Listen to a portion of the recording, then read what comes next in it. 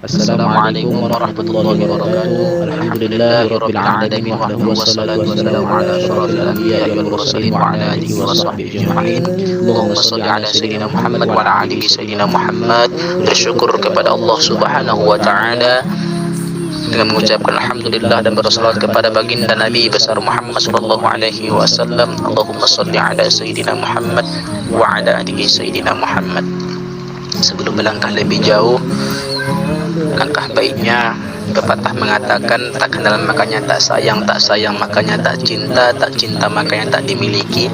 Perkenalkan, nama saya Riki Armada Batubara dengan NIM 0104202032, Prodi Manajemen Dakwah, Fakultas Dakwah dan Komunikasi, dengan dosen pengampuh Muhammad Fahran Haikal. Di sini saya akan membahas tentang judul sumber daya manusia era globalisasi. Pengertian SDM, pengertian sumber daya manusia. Menurut Nawawi 2000 dalam Sunyato 2015 menyatakan bahwa sumber daya manusia meliputi 3 pengertian, yaitu satu, sumber daya manusia adalah manusia yang bekerja di lingkungan suatu organisasi, disebut juga personel, tenaga kerja, pegawai atau karyawan. Yang kedua, sumber daya manusia adalah potensi manusiawi sebagai penggerak organisasi dalam mewujudkan eksistensinya. Yang ketiga, sumber daya manusia adalah potensi yang merupakan aset yang berfungsi sebagai modal non material atau non finansial di dalam organisasi bisnis yang dapat mewujudkan menjadi potensi nyata secara fisik dan non fisik dalam mewujudkan eksistensi organisasi. Selanjutnya, pengertian era globalisasi. Globalisasi adalah proses kebudayaan yang ditandai dengan adanya kecenderungan wilayah di dunia, baik geografis maupun fisik, menjadi seragam dalam format sosial, budaya, ekonomi, dan politik.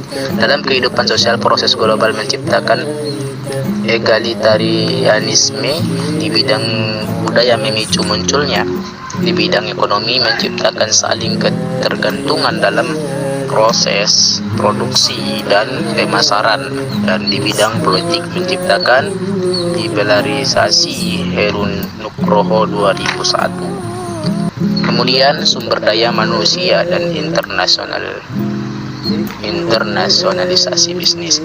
Tantangan sumber daya manusia bisnis internasional, ada 3 hal yang muncul penyebaran, yaitu mudah menempatkan keterampilan yang tepat di tempat yang kita butuhkan dengan mengabaikan lokal geografisnya, diseminasi pengetahuan dan inovasi, menyebarkan pengetahuan dan praktik yang paling canggih ke seluruh organisasi dengan mengabaikan dari mana asalnya, mengenali dan mengembangkan bakat secara global, siapa yang dapat berfungsi secara efektif dalam sebuah organisasi global dan mengembangkan kemampuan. Nah, bagaimana perbedaan antara negara mempengaruhi SDM?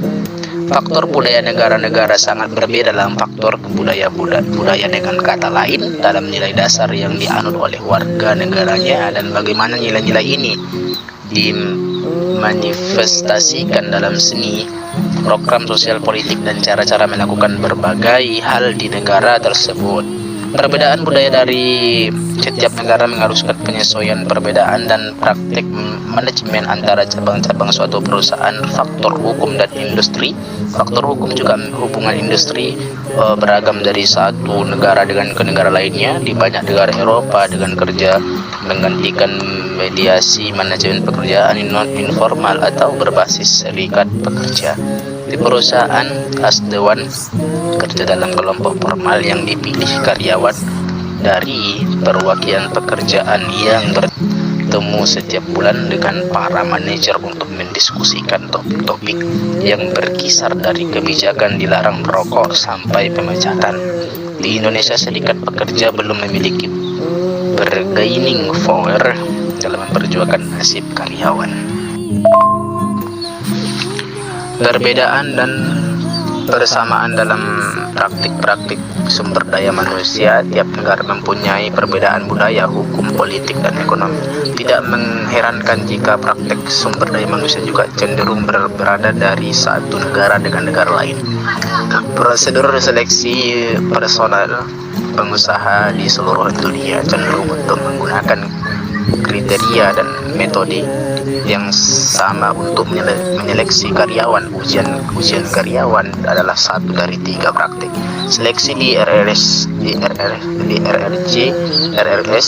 Indonesia dan Korea. Kemampuan seorang untuk bekerja sama dengan baik dengan karyawan lama adalah salah satu dari 3 kriteria seleksi karyawan di Jepang dan Taiwan. Menetapkan sistem sumber daya manusia global. Perbedaan antara budaya dalam praktek-praktek sumber daya manusia di seluruh dunia beralasan sehingga timbul pernyataan apakah realistis bagi sebuah perusahaan untuk mencoba menerapkan sistem sumber daya manusia yang distandarisasi di seluruh dunia. Penyusunan staf organisasi global ini merupakan inti dari sumber daya manusia internasional. Subkontrak merupakan penugasan karyawan lokal luar negeri untuk melakukan pekerjaan-pekerjaan yang sebelum dilakukan oleh karyawan domestik negaranya. Melatih dan mempertahankan karyawan internasional. Penyaringan karyawan yang teliti hanyalah langkah pertama dalam memastikan keberhasilan orang yang ditugaskan di luar negeri. Mengorientasikan dalam melatih karyawan pada penugasan internasional. Jenis pelatihan khusus seperti apakah yang dibutuhkan para calon karyawan yang dikirim ke luar negeri? Nah, sebuah perusahaan yang mengkhususkan diri dalam program demikian menyarankan sebuah pendekatan 4 langkah. Level 1 berfokus pada dampak dari perbedaan budaya dan meningkatkan kesadaran orang yang dilatih terhadap perbedaan budaya dan dampaknya pada hasil bisnis. Level 2 bertujuan membuat partisipan memahami sikap berbentuk dan bagaimana hal itu mengaruhi perilaku. Level 3 memberikan pengetahuan faktual tentang negara tujuan. Level 4 meningkatkan keterampilan seperti bahasa, keterampilan bersusunan dan adaptasi. Nah, teman-teman semuanya, kesimpulan dari presentasi saya pada kesempatan kali ini, yang pertama ada 3 hal yang tentang sumber daya manusia global ini. Yang pertama, mudah menempatkan keterampilan yang tepat di tempat yang kita butuhkan dengan mengabaikan lokasi geografisnya. 2, diseminasi pengetahuan dan inovasi. 3, mengenali dan mengembangkan bakat secara global dan berfungsi secara efektif dalam sebuah organisasi global dan mengembangkan kemampuannya. Yang kedua, perbedaan budaya dari setiap negara mengharuskan penyesuaian perbedaan dalam praktik yang manajemen antara cabang-cabang suatu perusahaan. Yang ketiga, tiap negara mempunyai perbedaan budaya, hukum, politik, dan ekonomi sehingga praktik sumber daya manusia juga cenderung berbeda dari satu negara dengan negara lain. Prosedur seleksinya, personal pengusahaan di seluruh dunia cenderung untuk menggunakan kriteria dan metode yang sama untuk menyelesaikan karyawannya.